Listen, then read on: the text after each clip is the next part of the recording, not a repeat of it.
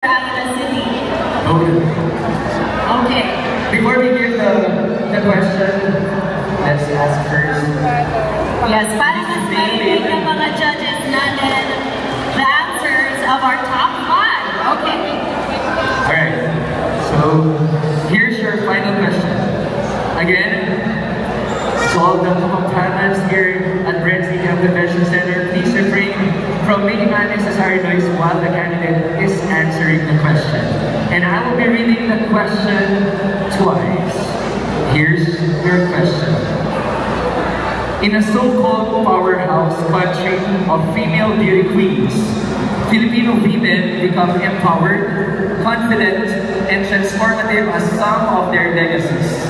And tonight, a new era begins for male pageant. Being the first ever Mr. Pampanga, how will you create long-term impact and leave a remarkable footprint even after your reign? Again, in a so-called powerhouse country of female beauty queens, Filipino women become empowered, confident, and transformative as some of their legacies. And tonight, a new era begins for male pageant.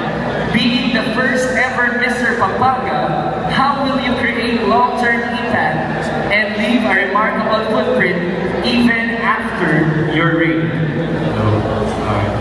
So, I am really excited to talk about that.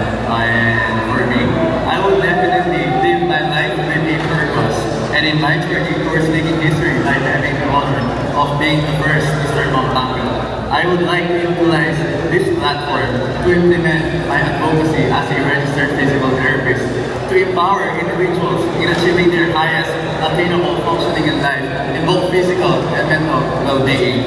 And hopefully, by the end of this night, I hope to be remembered not just for my inspiring words, but also for the lasting impact I can do for our community through my actions. Because I know for a fact that I am a Mr. Pampanga who is not only masanting, but also motivating. Thank you. There you have it, Mr. Aguila City!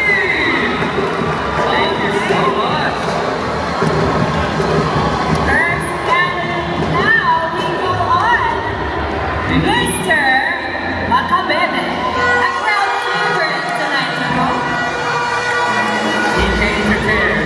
Isa pa sa may mga pinakamalakas na supporters nila. Tama ka dyan. At dahil sobrang lakas ng supporters mo, baka gusto mo muna silang batiin. Gusto ko batiin ang mga pamilya mo, mga kaibigan mo, mga support sa akin. Mahal na mahal namin yun! Okay, so are you ready? Okay, sabi niya yes. Here is your question, I will repeat it twice. In a so-called powerhouse country of female beauty queens, Filipino women become empowered, confident, and transformative as some of their legacies. And tonight, a new era begins for male pageant. Being the first ever Mr. Pampanga, how will you create a long-term impact and leave a remarkable footprint even after your reign? Once again, in a so-called powerhouse country of female beauty queens, Filipino women become empowered, confident, and transformative as some of their legacies. And tonight, a new era begins for male pageant. Being the first ever Mr. Pampanga, how will you create a long-term impact and leave a remarkable footprint even after your reign? I can create an impact after my reign, even after my reign. I can create impact after this by inspiring the youth. If you love something and if you want to achieve something, do it, and whatever it is, do it passionately, dedicatedly, and because personally I believe that if you put 100% of your effort and you put 100% wholeheartedly, you will become successful and successful in this world. Thank you.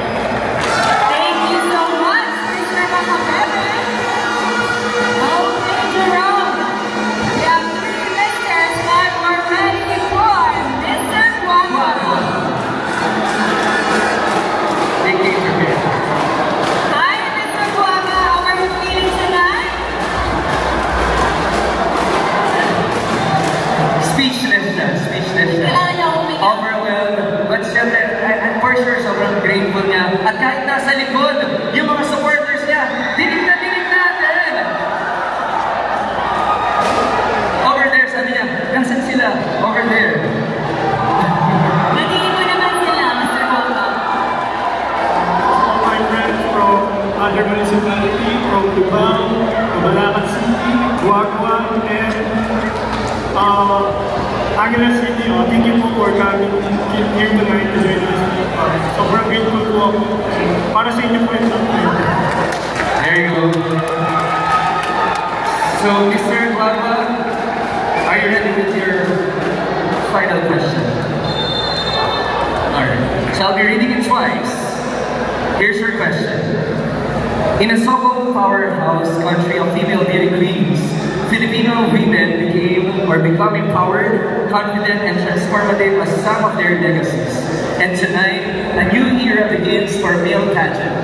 Being the first ever Mr. Pampanga, how will you create long-term impact and leave a remarkable footprint even after your reign? Again, in a so-called powerhouse country of female beauty queens, Filipino women become empowered, confident, and transformative as some of their legacies.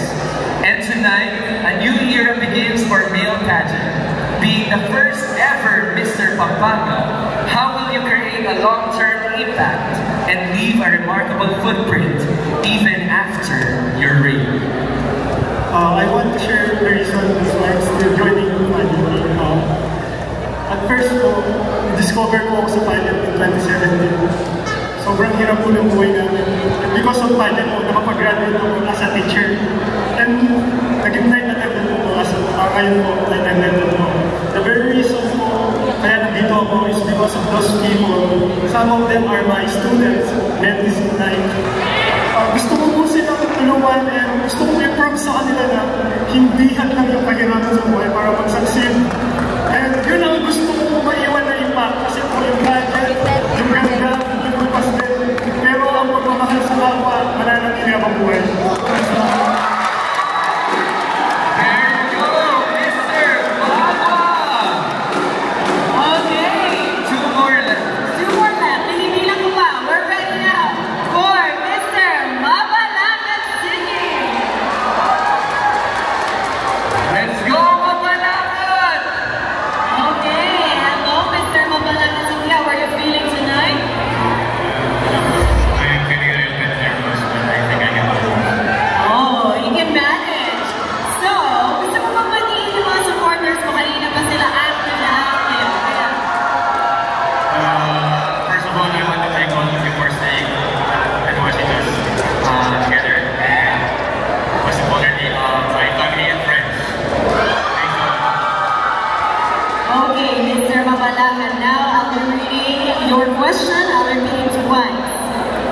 In a so-called powerhouse country of female beauty queens, Filipino women become empowered, confident, and transformative as some of their legacies.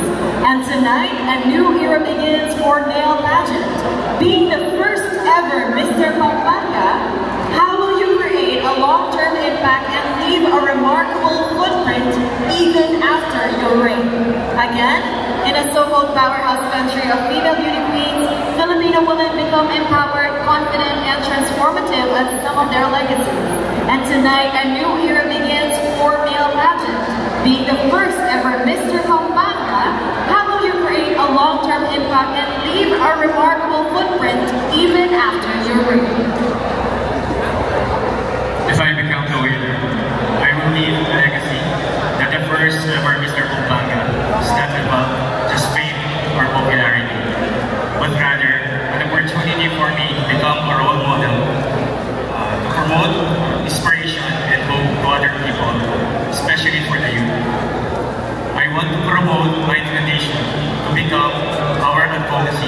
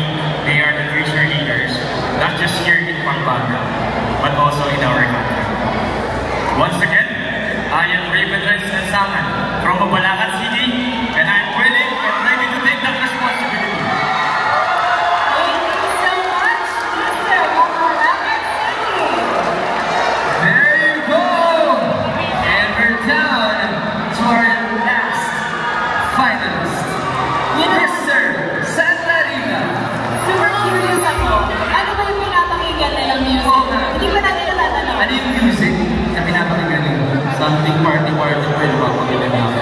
Diba? Party na naman. And because the night's still young, party muna. And sino mga kasama mo tonight?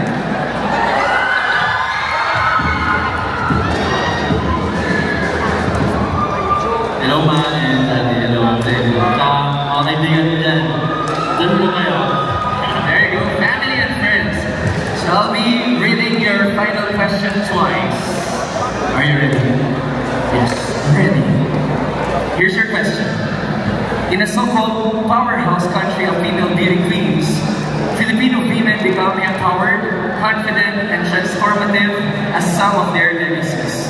And tonight, as a new era begins for male pageant, being the first ever Mr. Pampanga, how will you create long-term impact and leave a remarkable footprint even after your reign?